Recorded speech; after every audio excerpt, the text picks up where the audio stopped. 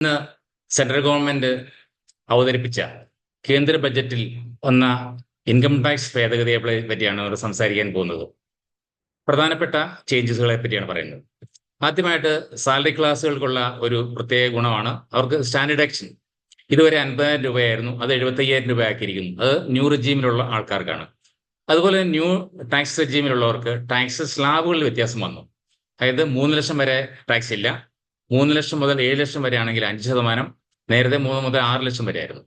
7 ലക്ഷം മുതൽ 10 ലക്ഷം വരെ 10%, 10 ലക്ഷം മുതൽ 12 ലക്ഷം വരെ 15%, 15 ലക്ഷത്തിന് മേളിലാണെങ്കിൽ 30%. ഇതാണ് പുതിയ ടാക്സ് റേറ്റ്.